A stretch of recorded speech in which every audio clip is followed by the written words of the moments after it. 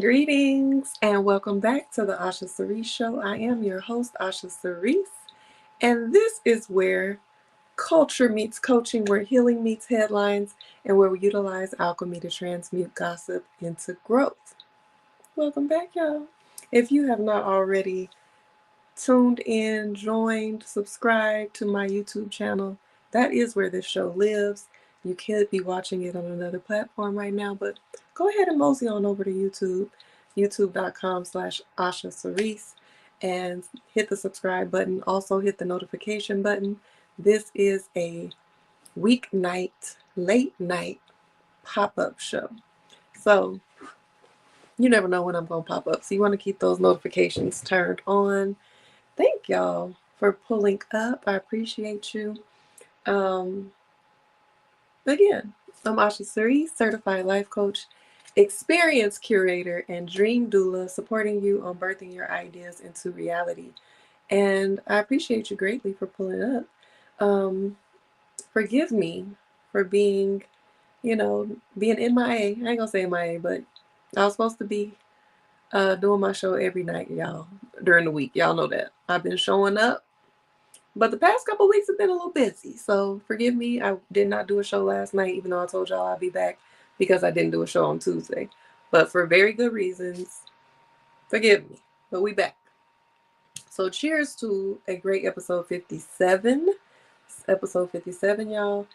Cheers to happiness, great health, abundance, love, life, bliss, um, aligned opportunities, and just self-love.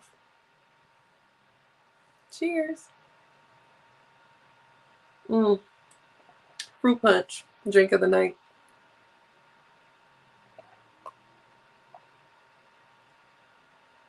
This is good. This is like, mm, I taste the little hints of pineapple and whatnot. I'm gonna get back to my juicing too, y'all. That's how this drink of the night started when I was doing juicing and um, raw vegan and juicing fast. I was juicing every night. I'm still vegan, y'all know that. I've been vegan, but um, I don't know if my body likes raw vegan as much. I think my body prefers cooked foods. Raw vegan, everybody's body is different. And I think raw vegan is awesome. And I love raw vegan food. But I think, I don't know, my body, everybody got to listen to your own body. I'm an intuitive eater as well as being vegan. I'm not just vegan to be vegan. I listen to my body as well. Shout out to Lazy Egg Yolk with a Butt. I like that username. She says, "Hi, thanks for being here too and sharing and teaching. Cheers." Thank you, love. Thank you for pulling up. I appreciate you. If you're not already subscribed to my channel, come on over here and subscribe to the YouTube channel. I got some story times and a lot going on over here. Y'all know that I recently had the viral interview on the Hopeless Romantic Society with JC Carter. Shout out to him as well. And people have been asking me for more context around my story, how I met my ex-husband, and certain things about our life. So I have started a story time series. There are 5 episodes already released, and there are more episodes coming soon. So you want to be subscribed. Um, Also, we're going to be bringing back connections and conversations soon. I told y'all we're going to be having some guests on the Asha Cerese Show as well. So just tap in with your girl. And also, do I want to give? I'm gonna give y'all the exclusive. Um, I have an event coming up next month. I got some events coming up, but this one is already planned. I have not added it to my bio or my website yet. I do intend on doing that tonight. And also, if you are not subscribed to my love letters, they're newsletters, but I call them love letters. If you're not subscribed to my love letters, go ahead and do so now as well because they go out early on Fridays. And that will also be where you will get the links to the events that I'm talking to you about. You'll get exclusive information, updates. Of course, you're going to get a love letter, literally from me, just keeping you encouraged. You will be the one that has the exclusive discounts when they're available. And a lot of people are really rooting for me and encouraging me to get, going on my book, which I appreciate, and I'm working on it every day. I'm thinking about ways to kind of keep you all in the loop about the book, because I don't want y'all to be like, "Where's the book? Where's the book? Where's the book?" And then y'all, the video is not going to be on the front of anybody's mind forever. So I do want to find a way to keep you all in the loop and update you on, um, the process of the book and give you some behind the scenes um, insight to the book writing process. So I'm trying to figure out if I want to just keep you updated via the love letters / newsletter, or if I want to create like a Facebook group or something. I don't know. I'll ask. Maybe I'll ask my love letter list, my email list, tomorrow in the love letter and see what y'all think. Maybe I'll do a little poll, or maybe I'll do a poll on my story. We'll see.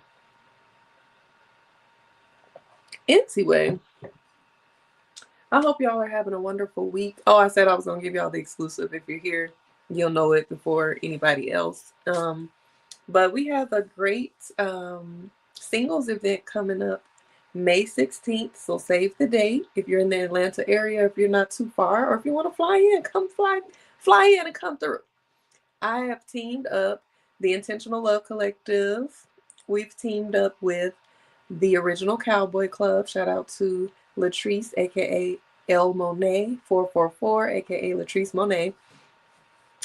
We have teamed up for a cowboy-inspired singles event because the Original Cowboy Club is all about bringing education and events and just bringing the movement back of the awareness of Black and brown people on the Western frontier. And so she has an amazing platform and movement to showcase and honor the Black and brown people that have always been on the Western frontier. Y'all know Southern Soul is it's not making a comeback because it never left, but it's like really popular now. Southern Soul, country, Western attire, just the Western culture, Southern culture, all that cowboy culture. So we're going to have a fun event, collaborative event. Y'all know I host speed dating events. I'm a life coach as well. So coaching around intentional dating is something that I love as well. So save the date. May 16th is going to be in Atlanta, Atlantucky. And the Eventbrite is already up if you are in the area and you want to come through. It's going to be on my website and stuff tomorrow, y'all, but I haven't put it up. I'm giving y'all a little exclusive right now. The website is... Let me look at the flyer now, honey. Hold on. The website you can get your RSVP on at is... Lord. cowboycupid.eventbrite.com. So the name of the event is Cowboy Cupid, a Western Love Affair. And we're going to be doing some intentional activities and games to get things flowing, get everybody mixing and mingling. We got some really fun activities that I'm excited for y'all to participate in. And we're going to be doing some speed dating, of course. So you might be able to find your bae, come up and shoot your shot. Pun intended, because y'all know cowboy shootouts. You get it. And then we're going to be teaching some line dances. And we're going to be doing some line dancing. We're going to have a good time. And it's going to be a vibe. So come through if you're in the Atlanta area. If you're single, ready to mingle, dress in your Western wear. I would love to see y'all there. And shout out again to Lazy Egg Yolk with a Butt. Girl, tell me where you got that name from, because I'm loving it. She said, yes, going to check out the love letters. Thank you. It is in my bio, how you can subscribe to those. It's going out tomorrow. What's up, realist? Thank you for pulling up. Thank you, thank you, thank you. Let's see why these... I'm going to have to...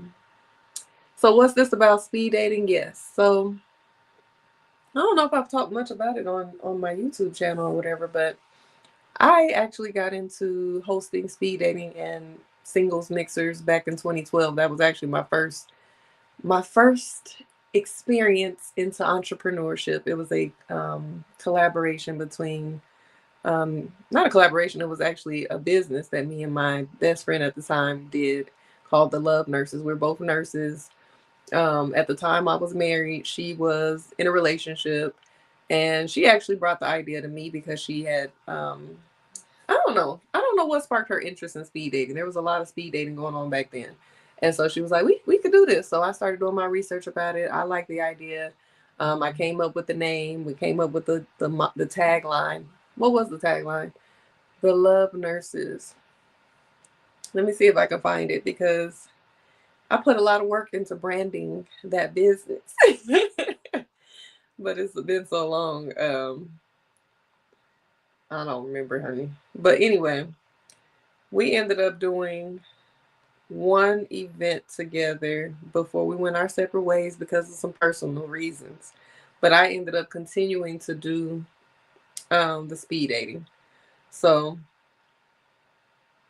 I did a few more events, some singles mixers, some speed dating, and um, hold on, y'all. I'm trying to log into this account. Anywho, I did some things and ended up switching my focus onto my youth program. So I was doing summer camps and different things with the Orchid Life, which was formerly called Lovely Footprints, and kind of put the speed dating and stuff on the back burner, and then it kind of just phased out. So last year, actually for the past few years, I've been wanting to get back into hosting singles mixers and speed dating and events for adults, because I've been life coaching for adults for some years now, but the only events that I have been doing were for the youth. So I'm like, oh, I really want to get back into speed dating, singles mixers, healing workshops, and all of that for adults. So I have been like planting different seeds to get back into it. And then last year, there's an event called it was called the Vegan Social. It's called Vegan and Friends now in Atlanta. It's like a market for, they sell vegan food, plant-based meals. There's vendors selling holistic wellness type things, jewelry, all the things. And there's usually karaoke, bingo. What else do they do? Just other little things. It's a vibe. Sometimes they had a couple of performances and things like that. So one day they posted that they were going to be offering speed dating. So I was like, at first I ain't gonna lie, I was like, see what happens when you don't jump on your ideas. People just get into it, because I didn't really see a lot of people posting about speed dating around that time last year. So at first I was in my feelings like, damn, I slept on myself. I didn't do it when I was supposed to. I said I want to do this and I didn't do it. Now somebody else doing it. And then I said, wait a damn minute. Why don't I just reach out to them? So I reached out to them and asked them if, I told them that I had experience doing speed dating events, and if they needed any support. So they ended up reaching out to me saying, yeah, we actually do need some support. We set up a call, and I basically gave them like a free consultation. It was like a free discovery call, and kind of like consulted them on what they should do. Like, they told me how they wanted to do it. I told them what they should keep, what they should take away, and what they should add. And so I was like planting seeds, like, if y'all need a host, I does this, let me know.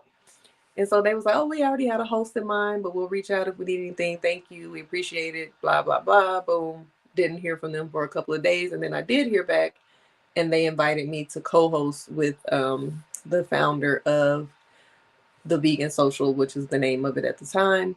So the night that I co-hosted, he basically just introduced me and then I set up everything.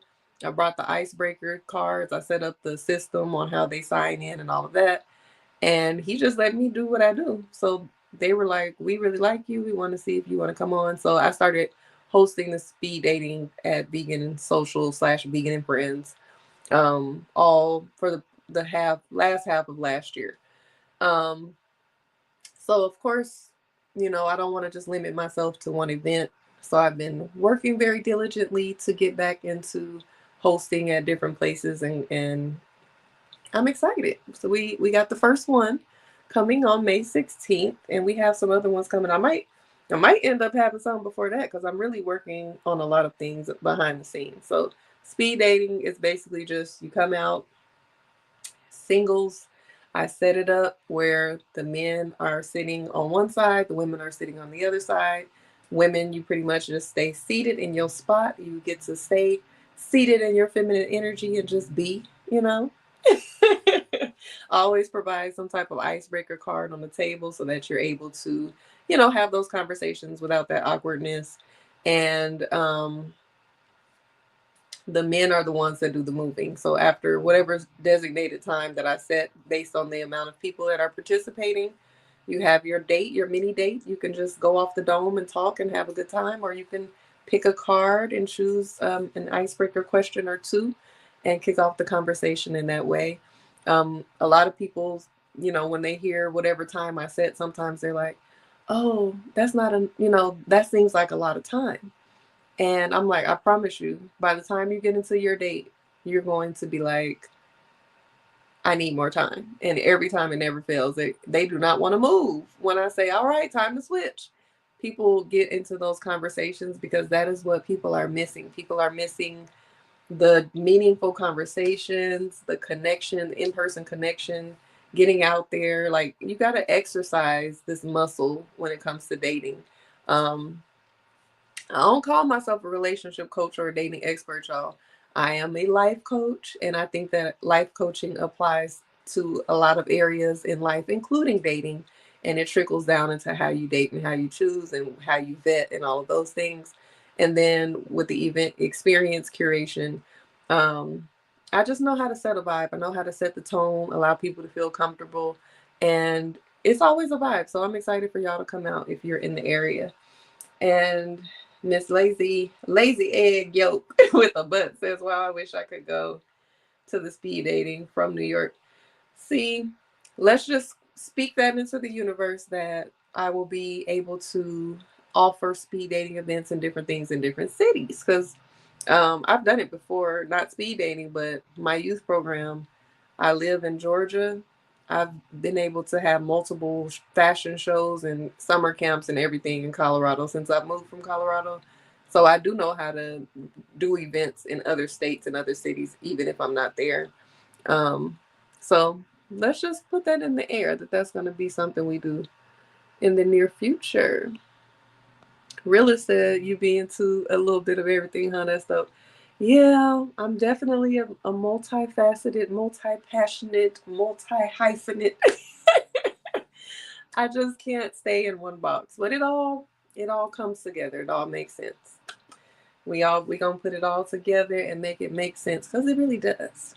But anyway, um, let me stop trying to log into this account before I get locked out. That's what's throwing me off because I was trying to log into this account to find this. I know what I can do. I wanted to see what the tagline was of the Love Nurses because I sure don't remember. I know I have a whole bunch of cards and branded material from the Love Nurses in my closet over there that I'm not about to go through right now. But the the Facebook page is still up. So let's see what it say. Y'all know I lost access to all of my business pages when my Facebook page got hacked and deleted. So all I can do is go back and look at it and reminisce. I don't have access. Now, why I don't see it? Because it should be the first one. Well, I don't know, y'all. I don't know where it is. I don't see it. Maybe it got taken down too, honey. Let's see. Let me try one more search. One more search.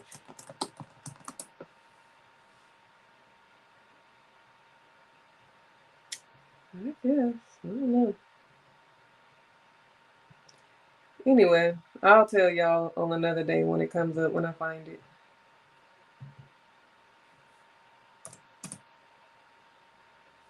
That's interesting.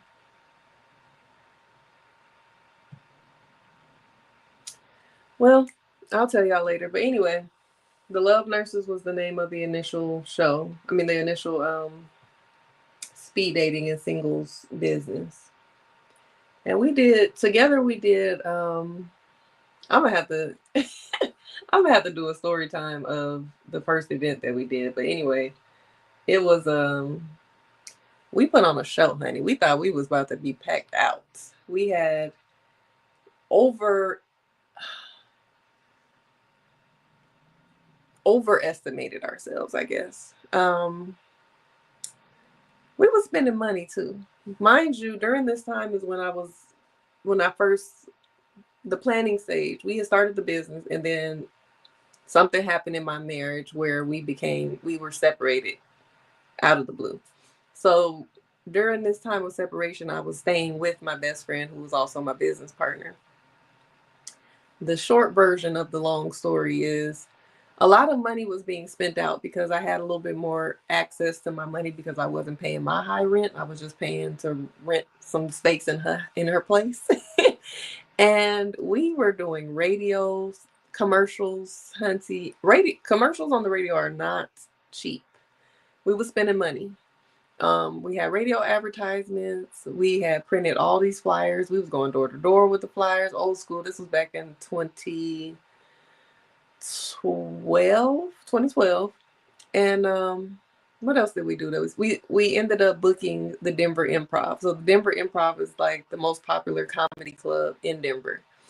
And it's in this plaza in this nice area. So it was expensive.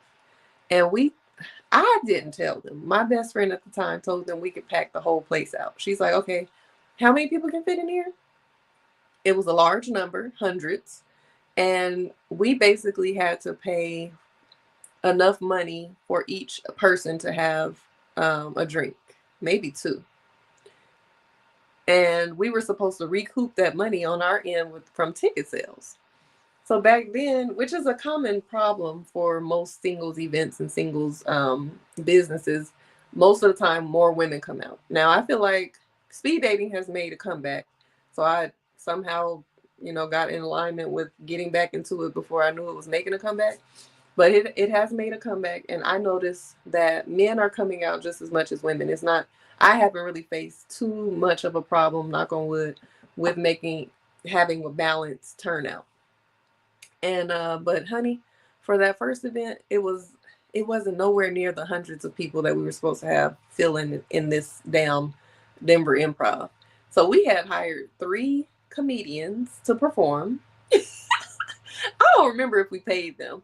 I just know that one of the guys that I worked with was a comedian, and I think he hooked us up with the other 2. So we had 3 comedians, and I believe it was like 8 or 9 women that signed up, and maybe 2 dudes, maybe 3. It was crazy. And I remember when one of the ladies walked in, she noticed the list, and she had turned around and was like, "There's no guys coming. There's only a couple of guys signed up." And it was just a mess. So what we ended up doing is just everybody just vibed out. The guys that were there took turns talking to the ladies. Everybody enjoyed the comedy show, and we just gave everybody as many drink tickets as they wanted, and they had them a good old tipsy night, and that was that.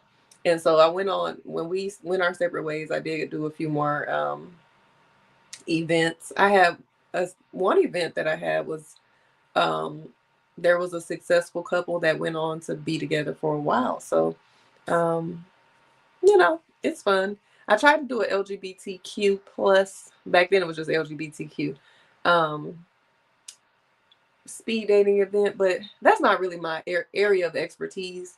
So I had promoted it, did all the footwork to get it done.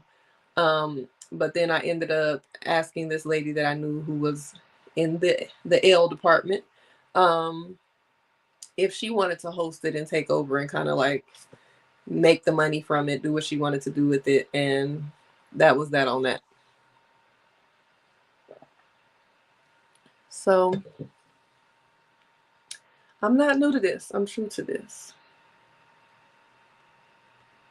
I really wish I'm gonna have to contact StreamYard because it's really bothering me how they have this big old button where my comments are and I can't see them.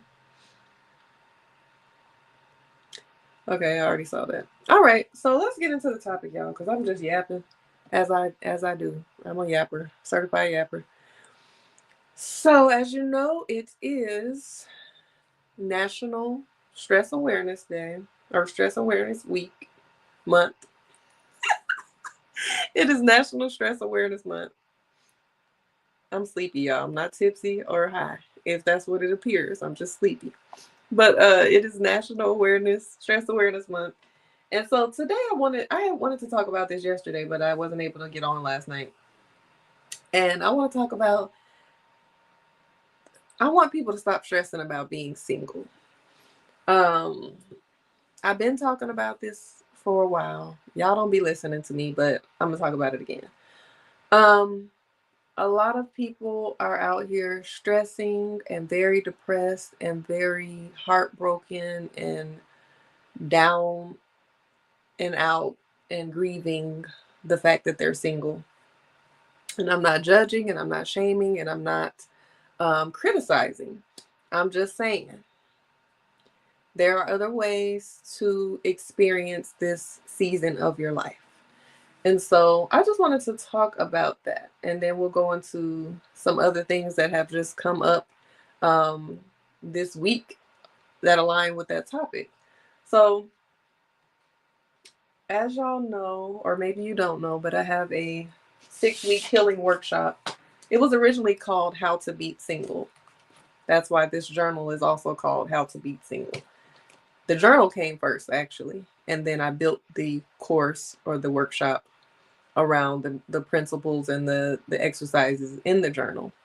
I changed the name to One Single Step at a Time because I realized that it's not just, it wasn't just benefiting single people. I wanted to put a play on words, still, but also to remind anybody, whatever season you're in, whether you're in a relationship or whether you dealing with a breakup, whether you've been single for a long time, married people, there are so many people that have taken the course that don't just fit the archetype of the single woman.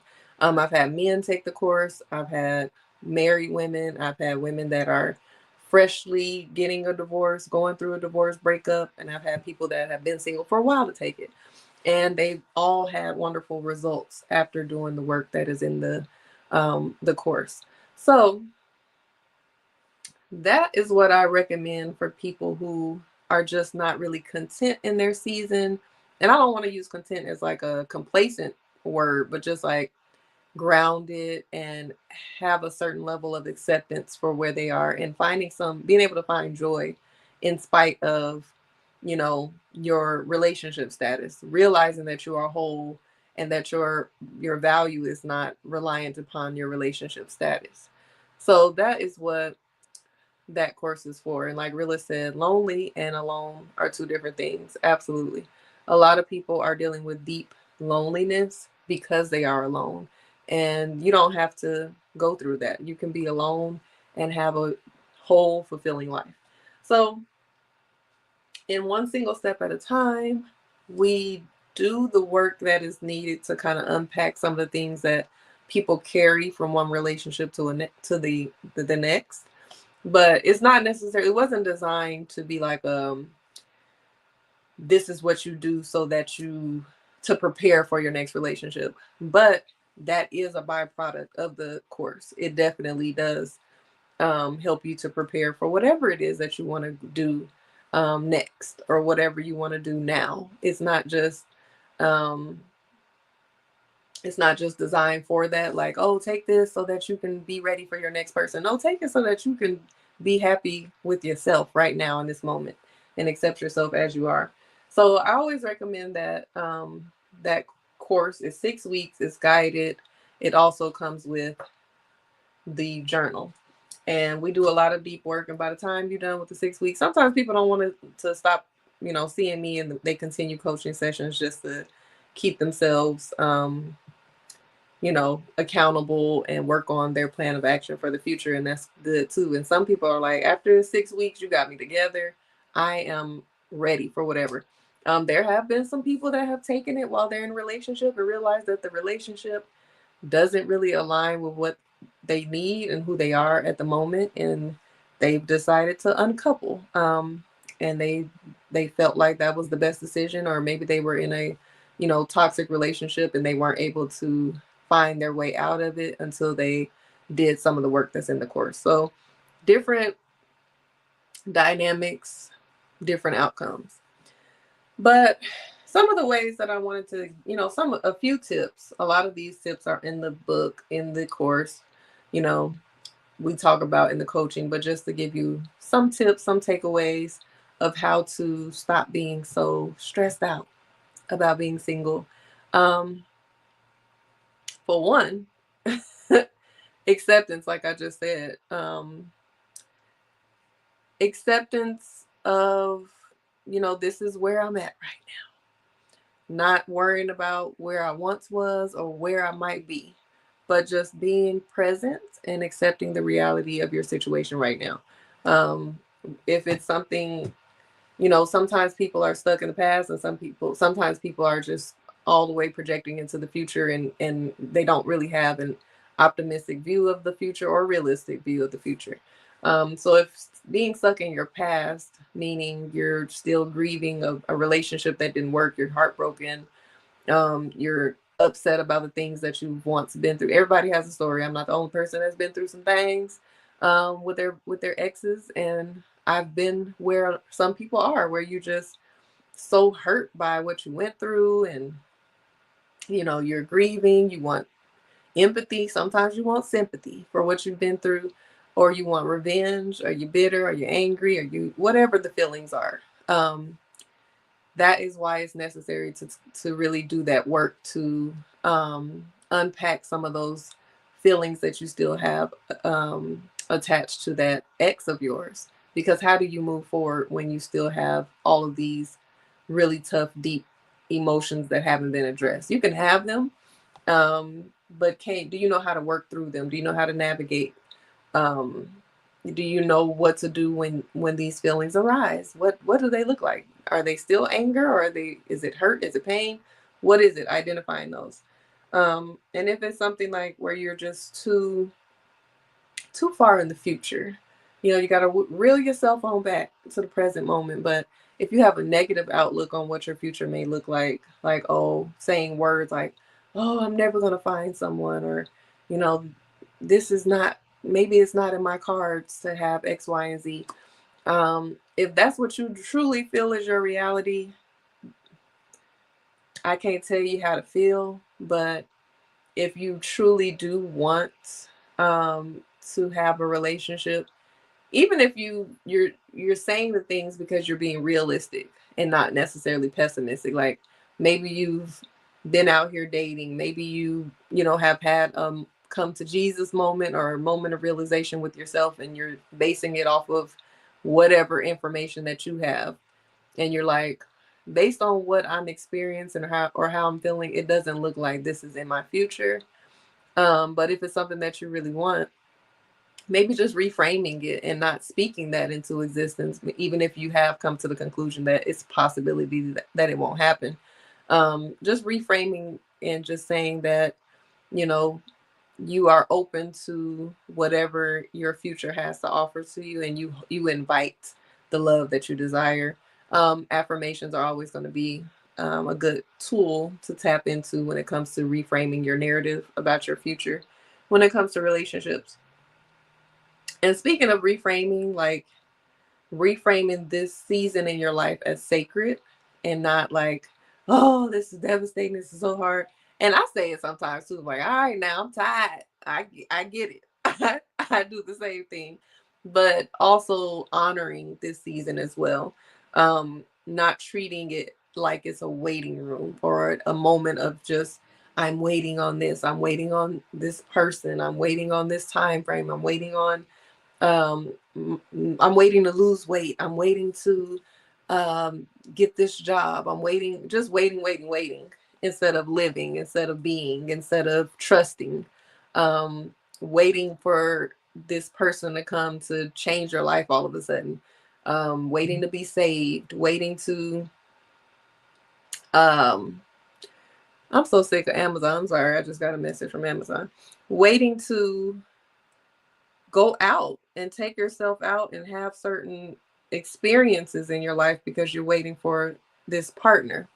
So reframing that and really living now, you know. Um, Another thing is making yourself the center of your life and not obsessing about that desire for your partnership, because yes, that is something that if you want, be honest with yourself about it, because some people are doing the exact opposite of um speaking it into existence. They're even in denial that they actually do want love and partnership and a relationship. It's just like, oh, I don't need that, I don't need no man, I'm good.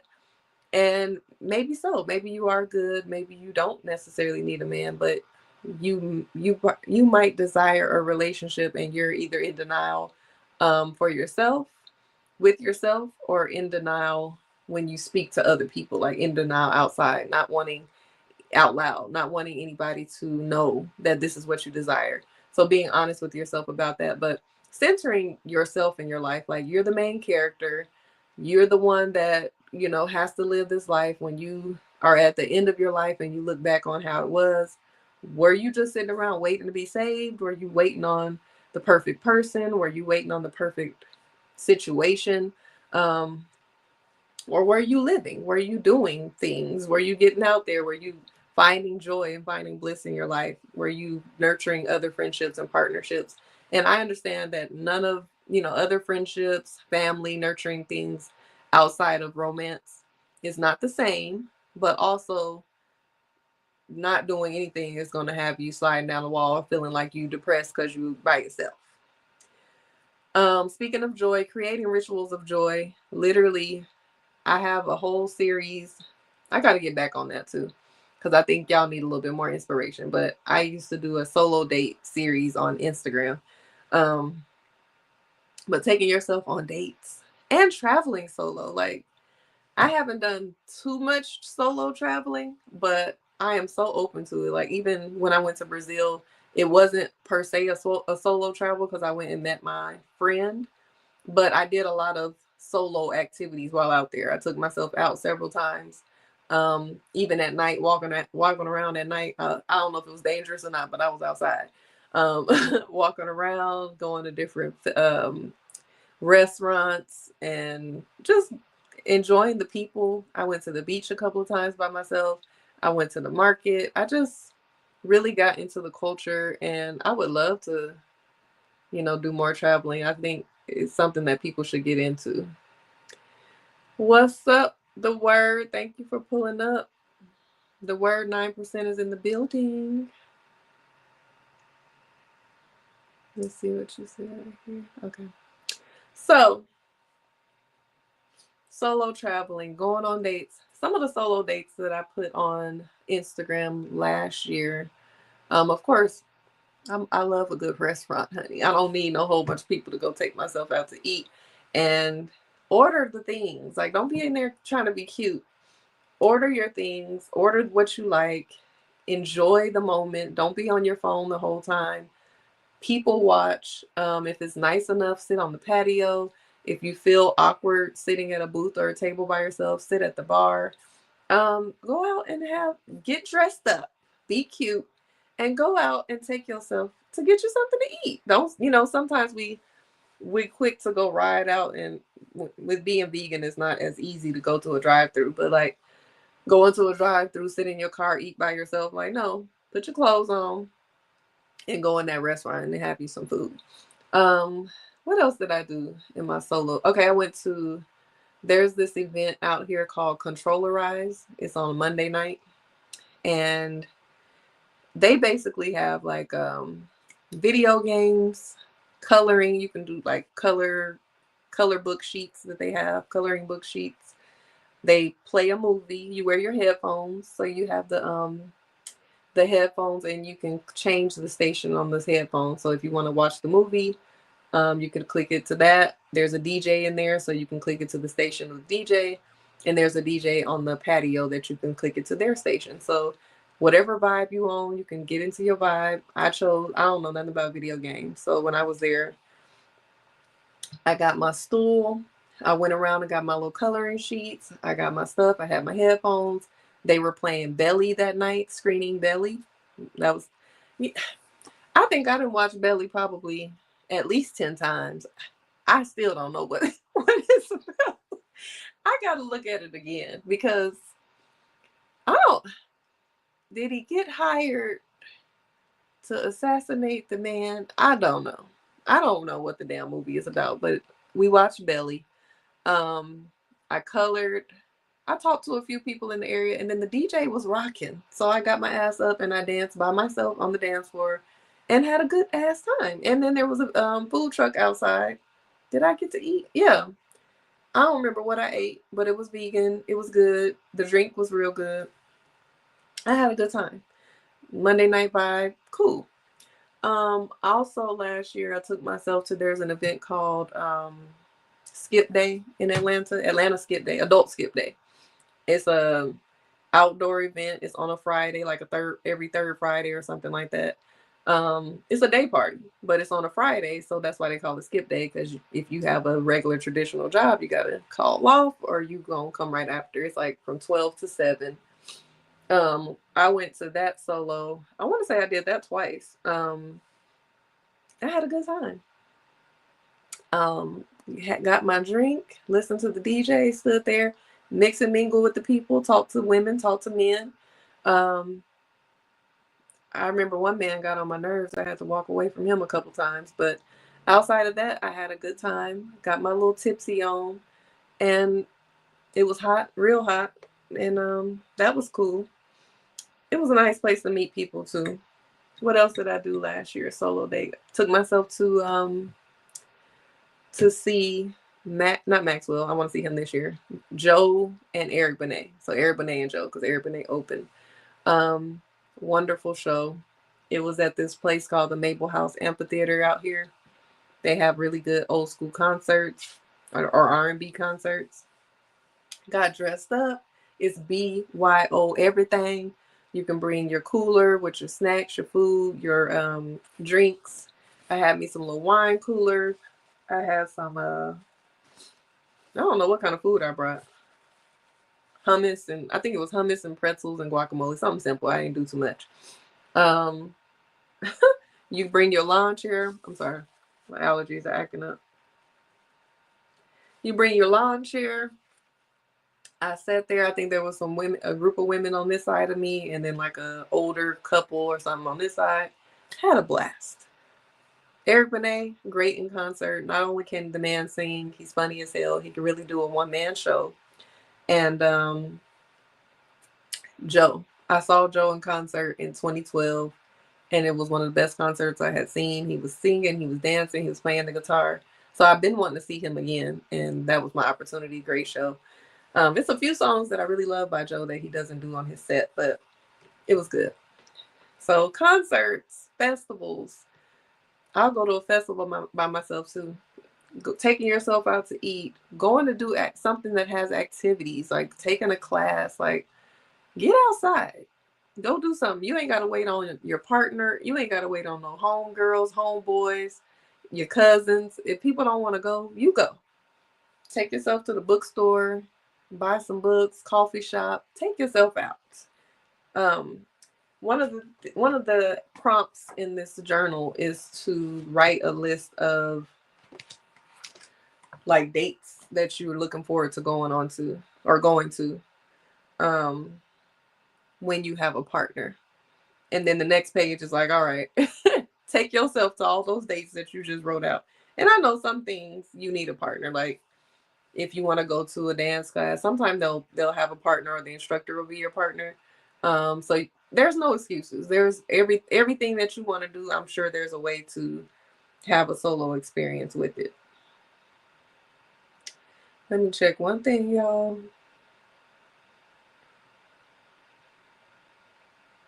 Okay. What? Yeah, I have to check Amazon, y'all. I'm trying to get something in tomorrow. and they was tripping. So anyway, another thing when it comes to not stressing about being single is to also like Rilla said, are you lonely or are you alone? Are you just alone? One of the books that I love that's on my bookshelf right here. I don't want to get up because I ain't got no bra on. But it's called, I can't even see it because of the glare. It's a book by Osho. Um, it's in my, if you go to my bio, it's in my Amazon store for books that I recommend, but it's called Love, Freedom, and Aloneness, the Koan of Relationships. And it's a really good book to kind of like, it gives a balance of, you know, how to accept your season of single, but also knowing that community is important as well. So this is the description of it. In today's world, freedom is our basic condition. And until we learn to live with that freedom and learn to live by ourselves and with ourselves, we are denying ourselves the possibility of finding love and happiness with someone else. Love can only happen through freedom and in conjunction with a deep respect for ourselves and the other. Is it possible to be alone and not lonely? Where are the boundaries that define lust versus love? And can lust ever grow into love? In Love, Freedom, and Aloneness, you will find unique, radical, and intelligent perspectives on these and other essential questions.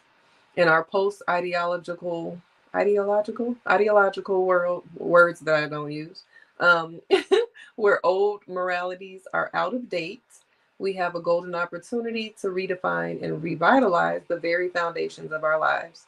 We have the chance to start afresh with ourselves, our relationships to others, and to find fulfillment and success for the individual and for society as a whole. So I love me some Osho. Um, but definitely check out that book if you are struggling with, you know, aloneness. It's really a good read. Great read. 10 out of 10 would recommend.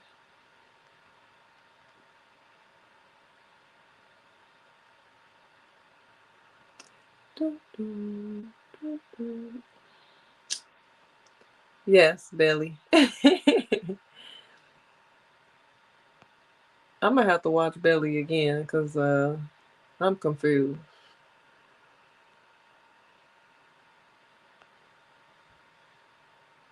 Mm-mm-mm-mm. Yes. Rest peacefully to the dog, to DMX. Okay.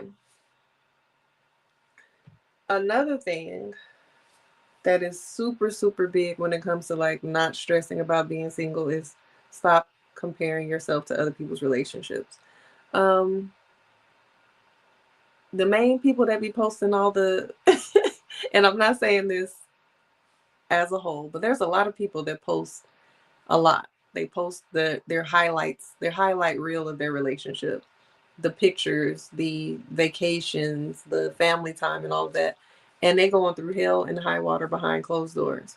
And there are some people that you hardly ever see posting, and you probably thinking like, oh, they don't ever post each other. They must be going through X, Y, and Z, and they're living peacefully. So you just never know what people are going through. And you never know the people that are in a happy relationship. You don't know what they've had to go through to get to that space. So stop comparing your life to other people. Stop glorifying and pedestalizing celebrity couples. Like as much as we love Sierra and Russell Wilson, I know I do. I don't know what they go through behind closed doors, and I don't know the work that they both had to do to be able to have a healthy marriage if they have a healthy marriage. I hope they do. It seems like it. I'm rooting for them. But I'm just saying, like, there are people that are on different walks of life and in different seasons and in different phases, and you just don't know. Like some women who are, you know, I ain't gonna put an age thing on it, but in a certain seasons of their life where they've maybe never been married, never been proposed to, and that is really important to them. And sometimes some women can base their worth off of that. I have some women that just really feel anxious, um, and a sense of urgency when it comes to getting married. And sometimes that sense of urgency and that anxiety surrounding being able to say you're a wife and have a ring and get your last name changed can put you in a position to make the wrong decisions and get married to someone that's offering that to you that might not necessarily be the right person for you. So calm your ass down, because marriage is not even always the best thing to do.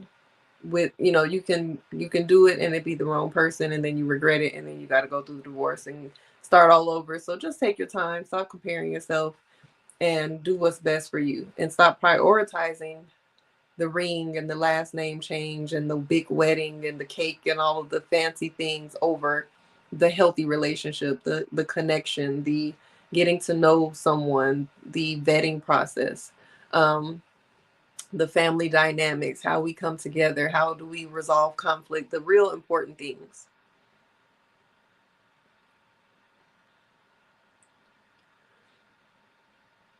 The word says, yeah, my wife posts the kids. I don't post nothing but content. Never been happier.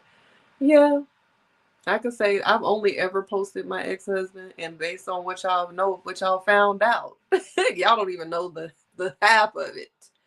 Um, Clearly it was not always rainbows and unicorns, and I was posting for my own petty reasons. Really, was just posting because it was kind of like a girl, boom, I got them beefing with other women, petty little young stuff. That's all. But there was trouble in paradise sometimes. But I was once struggling with being single. I was in a relationship with my ex-husband from the time off and on from 16, and he passed away when I was 25. So we had broken up prior to him passing away, but I still loved him deeply. We still had, connection. I still was involved with his kids, and once we started, like, moments, maybe the last 3 or 4 months of his life, we were actually developing a friendship. So this is a span of 9 years of um, being connected to one man. So imagine, and then after that, after we separated, I had gotten to another relationship. That's another story time. Uh, and so I just always thought that I would be in a relationship. I never felt like it would be, I'm like, it ain't nothing to get a man. And it's not. I ain't gonna lie, it's still not. I could get a man tonight if I pick up my phone and be like, yo, you want to do this? But the more as I said in that interview, the more I heal, the higher my standards go. I said the least likely it is to find love, and I didn't mean it in that way. I just feel like the pickier you get more selective, and you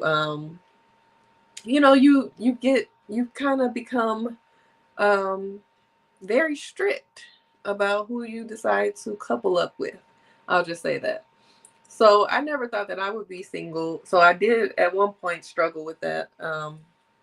And of course, the children part.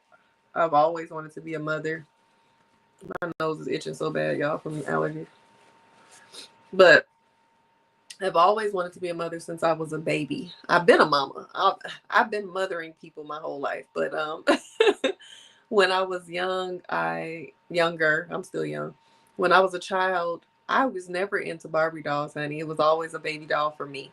It was always I had a collection of baby dolls. I still have some of my baby dolls. My dad used to buy me these African baby dolls every year at Juneteenth and uh, Black Arts Festival. It was what we had in Colorado, and then I would always get the baby dolls. I had baby alive, baby tumbles, all the little baby dolls. I had them, and I would pretend that they were my babies, and I would name them, and I would take care of them.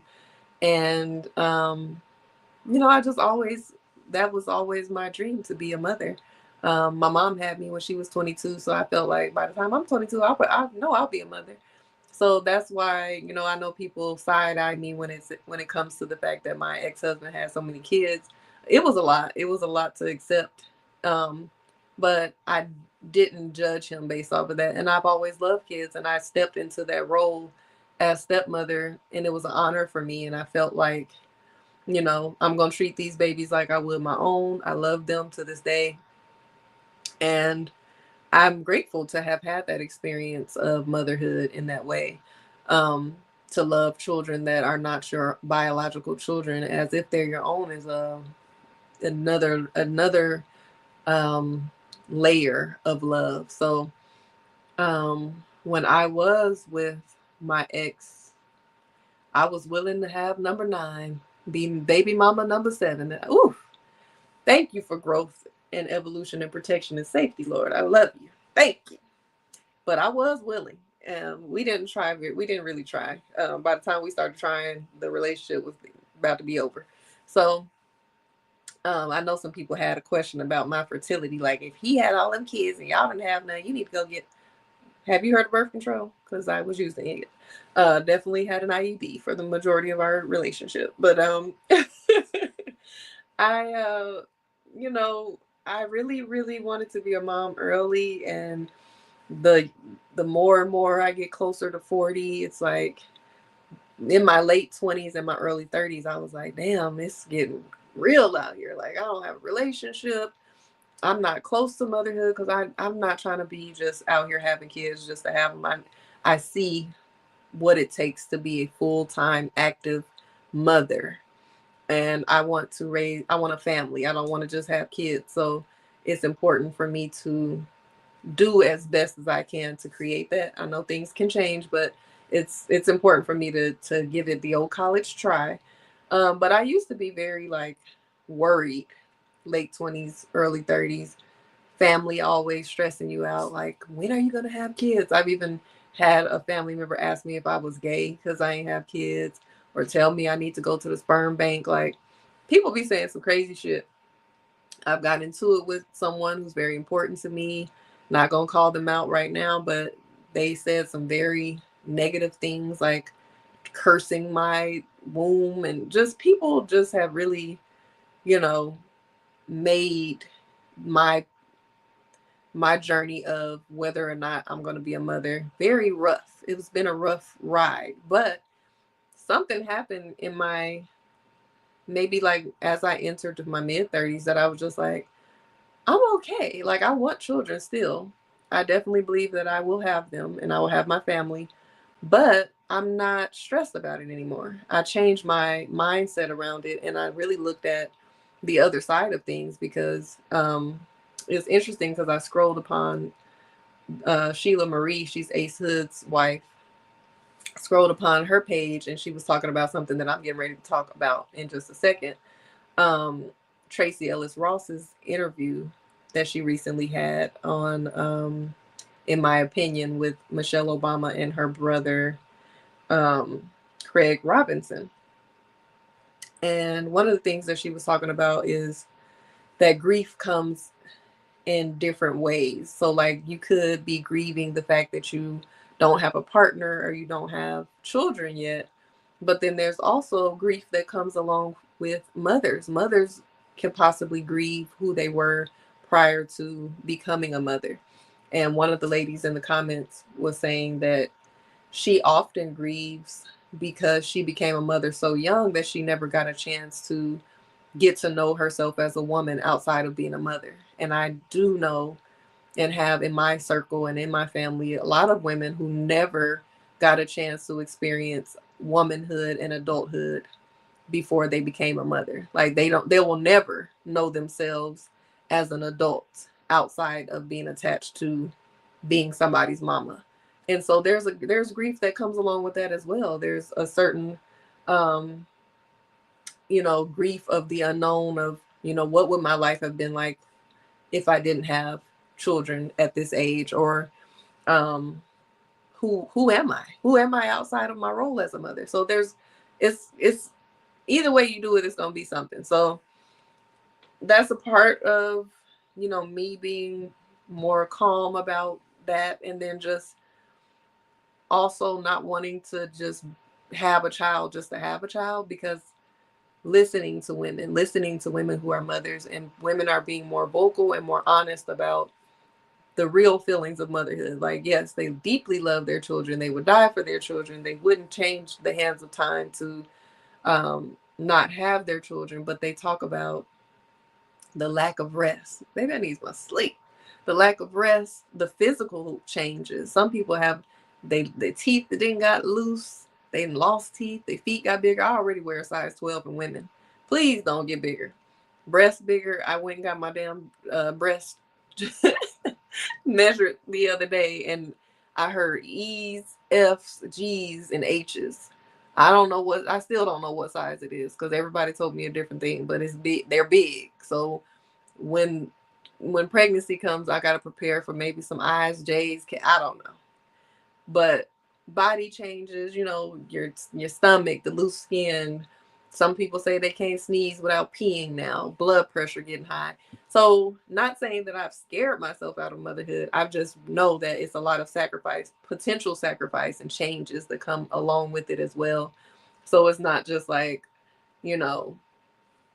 everybody's not sugarcoating motherhood anymore. So I'm like, okay, there are certain things in my life right now that I'm okay with, and I want to make sure that I'm all the way into the process of becoming a mother. And right now I'm good. Like, I'm cool with waiting for a little while.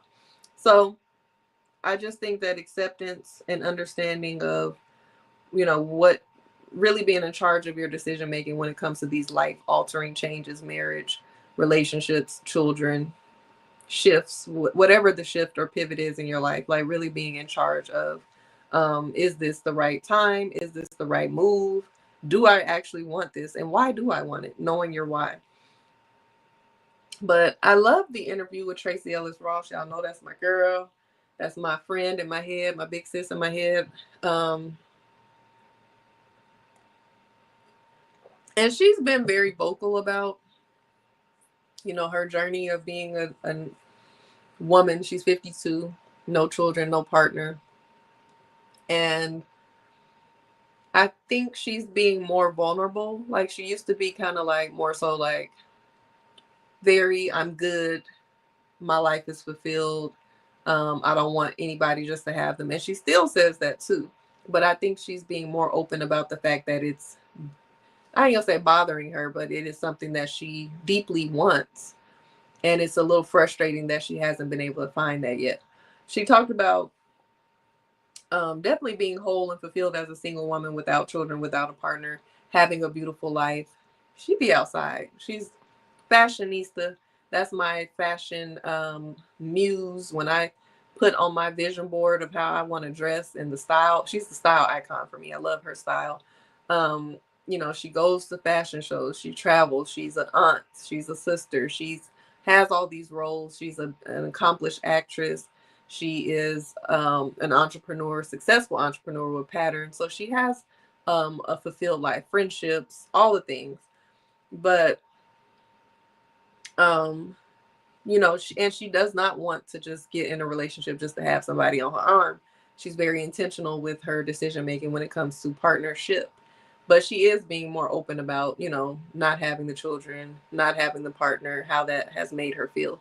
And I don't know if she's still open to becoming a mother, if she froze her eggs, or what that looks like for her, or if she's just decided to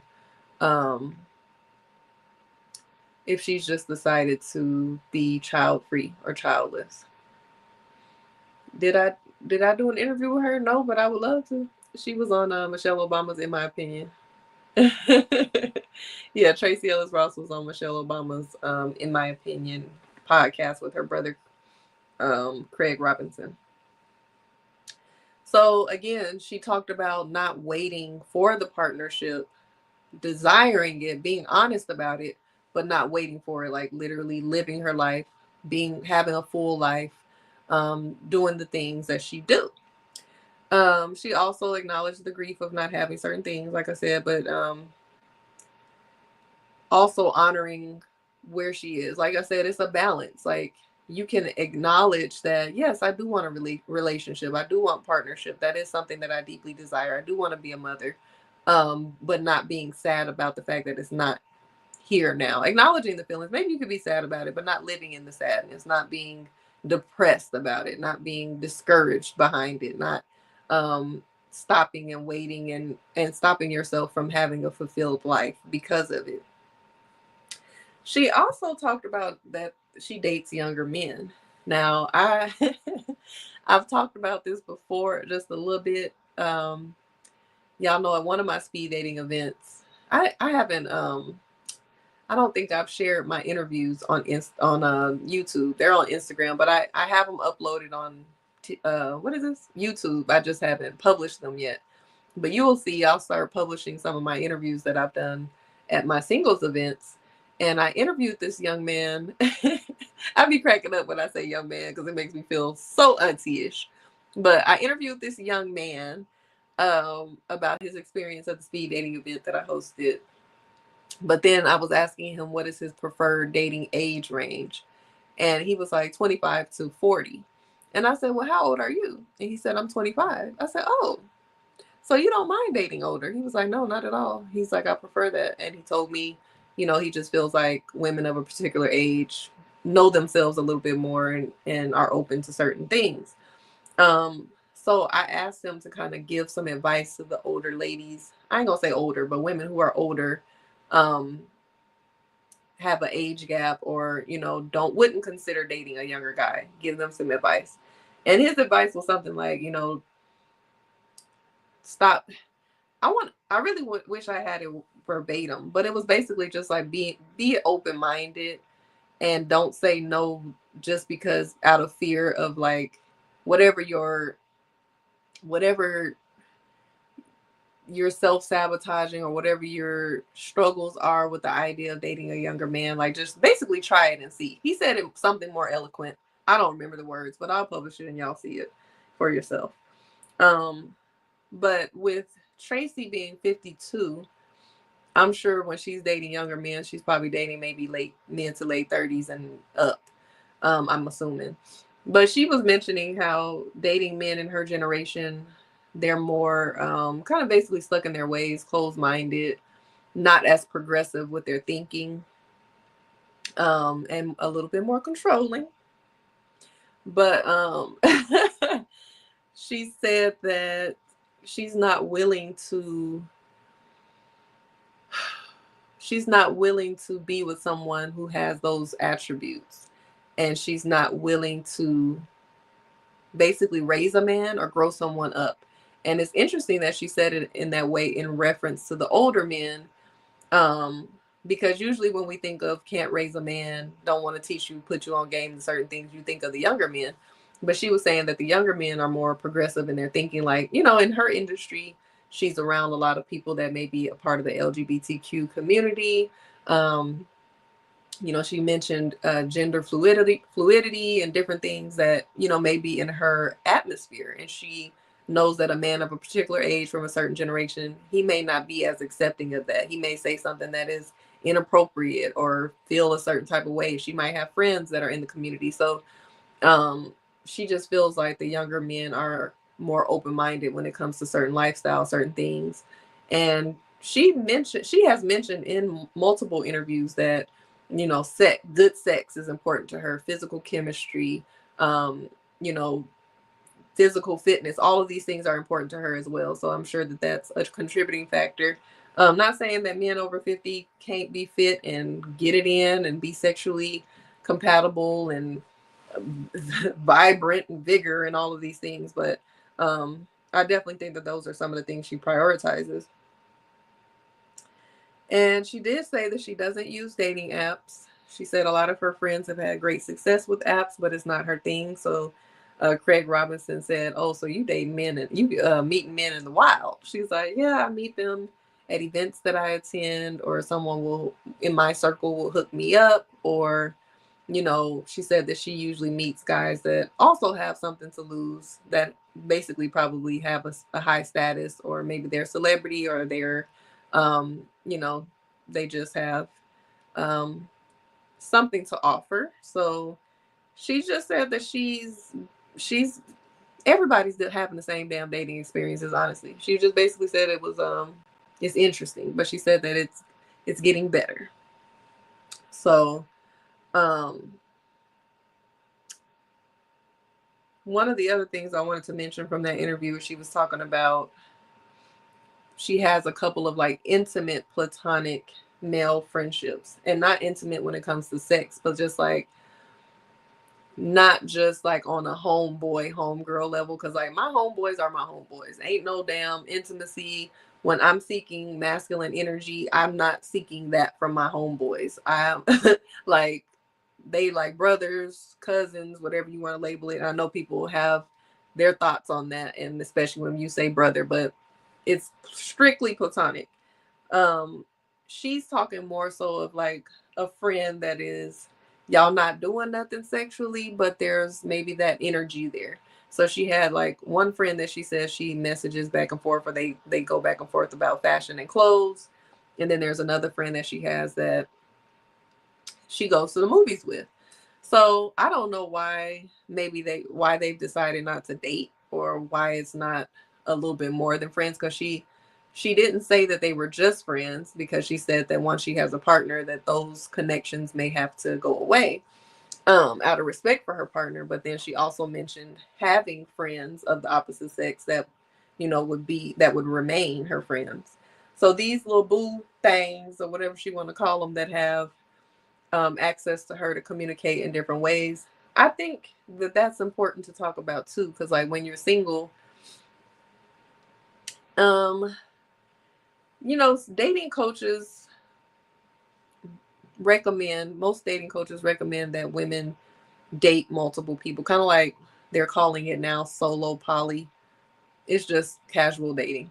Um, I think solo poly, someone described that as, it's more so like you're nurturing each partnership as like a relationship, and casual dating is more so like you're dating to get to know people, but you're looking to fulfill the monogamous role. So I don't think they're the same. But dating coaches will tell women, a lot of us date wrong. We put all of our eggs in one basket. We'll meet one person, talk to them, get to know them, spend all of our time with them, close ourselves off to everybody else. When there's no commitment made, there's no agreement being made, you're not even on that level yet where you need to be cutting people off. So I think that that was interesting for her to talk about, because sometimes you do, I'm gonna just speak from a woman's perspective, like you want that masculine energy that is not, like I said, I don't get that from my homeboys, like the masculine energy that I might crave to be around. It's more so like, it doesn't have to be somebody you're dating or sleeping with, but it's just someone that maybe you can have a little bit of chemistry with, or like a little flirty energy, or like you are connecting on a certain level. Maybe it's just he's a great conversationalist. Y'all not together, y'all not trying to work on it, but you can just really have a conversation that sparks a certain energy within you. Or you go out and y'all can have, playful energy or flirty energy between each other. And sometimes that is important while you're single, to be able to exercise that and to be able to tap into that feeling, because once you're single for so long and you just like, you have a drought of intimate connections, that can make it a little bit more challenging to be fulfilled in your season of single. Does that make sense to y'all?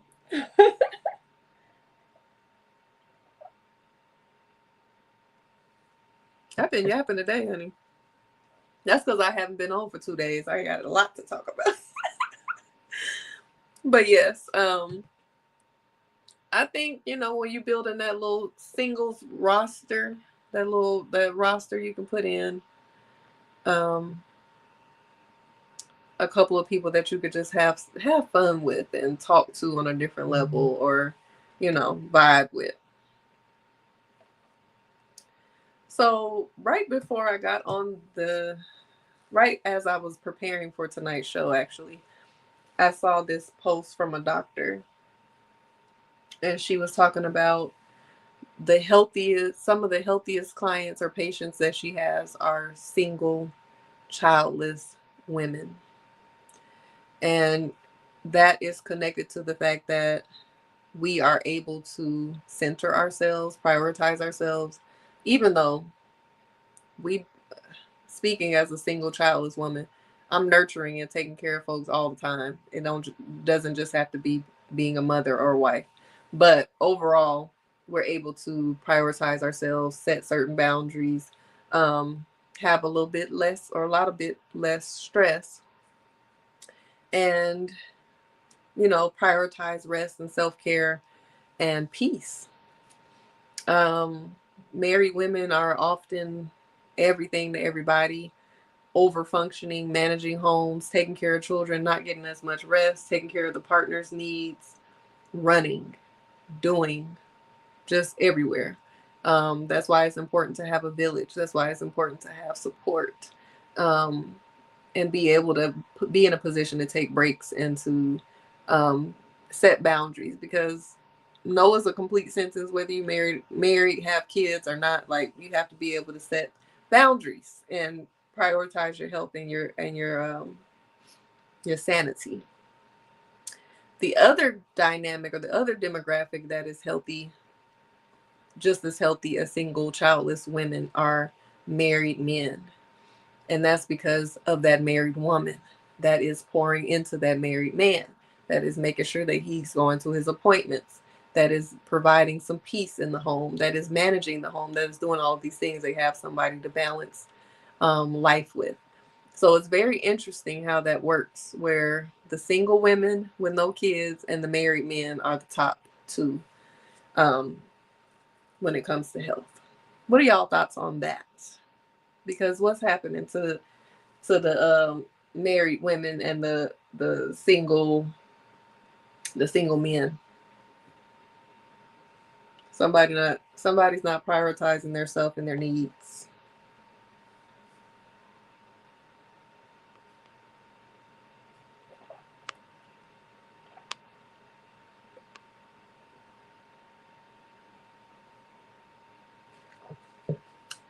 But anyway, thank y'all for pulling up. I've been yapping. I gotta write my love letter that goes out tomorrow. If y'all have not subscribed to the love letters, go ahead and do that in the bio. It goes out tomorrow. JC, is it Depper?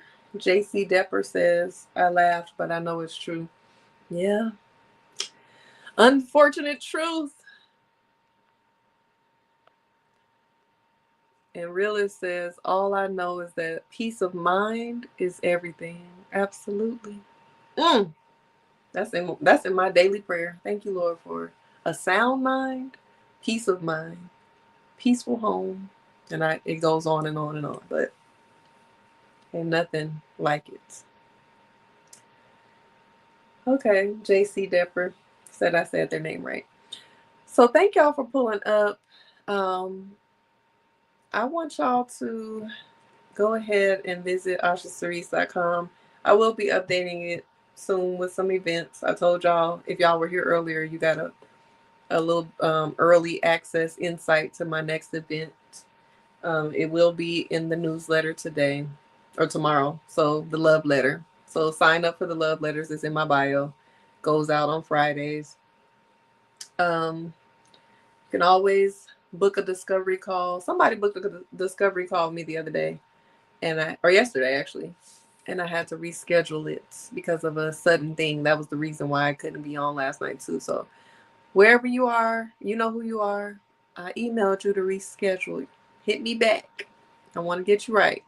But book a discovery call. You can sign up for a course. You can register for one single step at a time. I told y'all about that. That is the singles. It's for everybody. It was designed with singles in mind, but it's really for everybody. It's a healing, self-love, and self-discovery workshop. It's 6 weeks. It's guided. You get 6 weeks of coaching, one coaching session a week, and you get your guided journal, How to Be Single. There will be an update. I'm going to hopefully have the new book to show you tomorrow, the new design. That's why I was just looking at Amazon, like, what is going on? they've been tripping with my order. But anyway, it's supposed to be here tomorrow, so we'll see. And then 5 Ways in 5 Days, that is my self-love workshop. It teaches you how to incorporate your love languages into your daily acts of self-love and self-care. Also, how to uncover any blockages you may have when it comes to giving and receiving love. If you are a business owner, a content creator, an influencer, you have some gifts, you have some ideas, and you just don't know what to do with them, how to utilize and monetize them, get a strategy call. So there's a discovery call. If you just don't know where to start, you don't know what to do, you want to work with me, and you just don't know which route you should take, book the discovery call. If you already have your ideas, or you know that you got a gift and you just need some support with a content plan, a strategy, e-courses, e-books, you want to make some digital products, whatever it is in the social media, business, influencer space, just book a strategy call and I will get you together. And you can always just get a journal, How to Be Single, and start doing the work on your own. It's a great tool to really dive into who you are and what you want and manifest those things as well. And what else I got for y'all? Well, something else I wanted to talk to y'all about. Again, make sure you subscribe to the love letters. And yeah, make sure you're subscribed on YouTube, because I got some new episodes coming out of Bride and Groomed. They'll probably be out next week because I got a busy weekend ahead.